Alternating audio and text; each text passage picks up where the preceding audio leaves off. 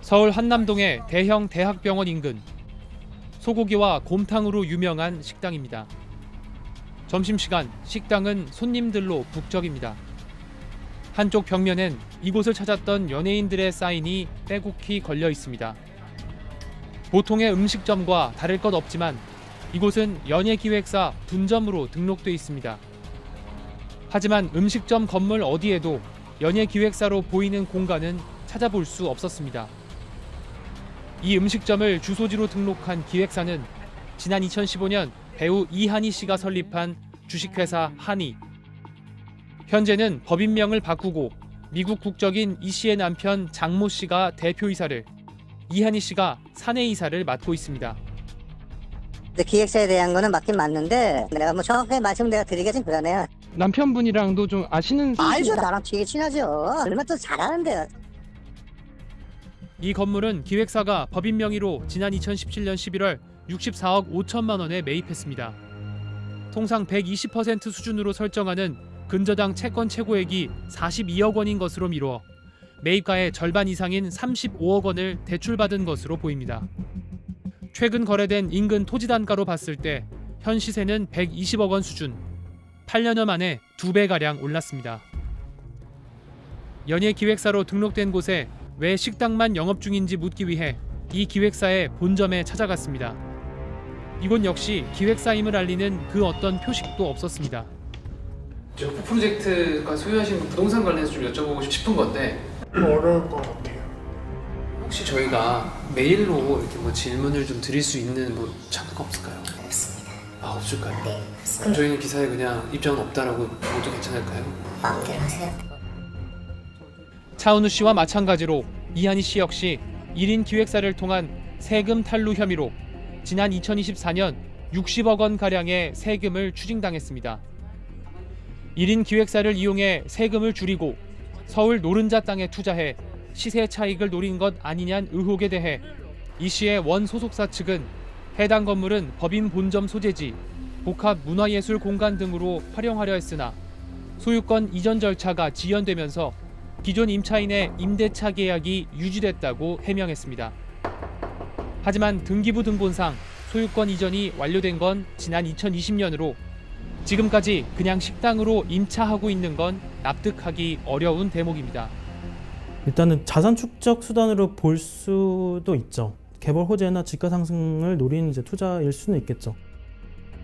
소속사 측은 또 60억 원의 추징 세금에 대해선 고지된 추가 세액을 전액 납부했지만 과세 당국의 해석에 동의하지 않아 현재 조세심판원에 불복 절차를 제기한 상태라고 밝혔습니다.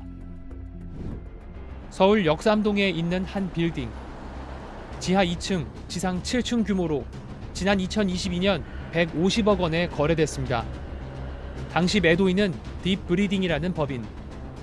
배우 류준열 씨가 사내이사, 류 씨의 어머니가 대표이사로 있던 가족법인이었습니다. 지난 2020년 58억 원에 구입해 기존 건물을 허물고 새로 지은 뒤 매각하면서 불과 2년여 만에 수십억 원의 시세 차익을 거둔 것으로 알려졌습니다.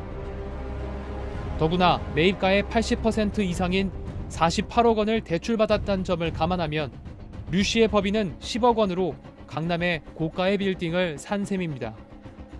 통상적으로 법인 명의로 상업용 건물을 구입할 때엔 개인이 살 때보다 더 쉽게 대출을 받을 수 있습니다.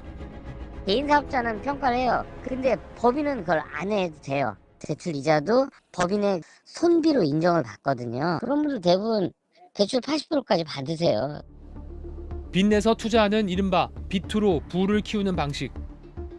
배우 황정음 씨의 경우 가족법인 명의로 35억 원가량을 대출받아 서울 신사동에 빌딩을 구입한 뒤 3년 7개월 만에 되팔아 50억 원에 달하는 시세 차익을 받습니다.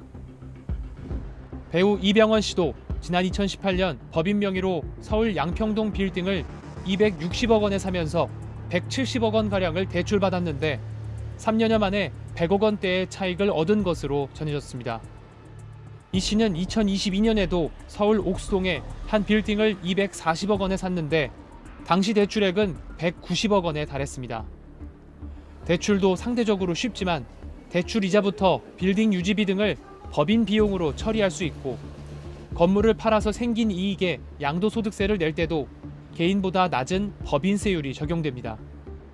이런 혜택들이 1인 기획사 또는 가족회사를 이용한 연예인들의 재산 불리기에 이용되고 있는 겁니다.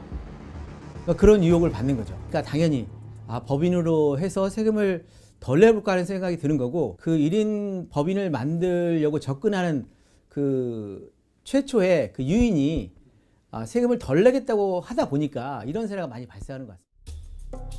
이 때문에 연예계 관계자들 사이에선 1인 기획사를 만들지 않으면 바보란 얘기까지 나옵니다. 안 하면 안 돼요. 안 하는 사람이 바보지. 잘 나가는 사람들 다 그렇게 하지 뭐. 나라에다 세금 안 내겠다라는 의도가 깔려 있는 것이고. 제도의 허점을 이용해 손쉽게 수십, 수백억 원씩 재산을 늘려가는 일부 연예인들의 모습은 서민들을 허탈하게 만듭니다. 일반적인 사람들은 100억이라는 단어는 말도 안 되고요. 그냥 딴 세상 같아요. 저기 일론 머스크 같은 딴 세상 사람 같습니다.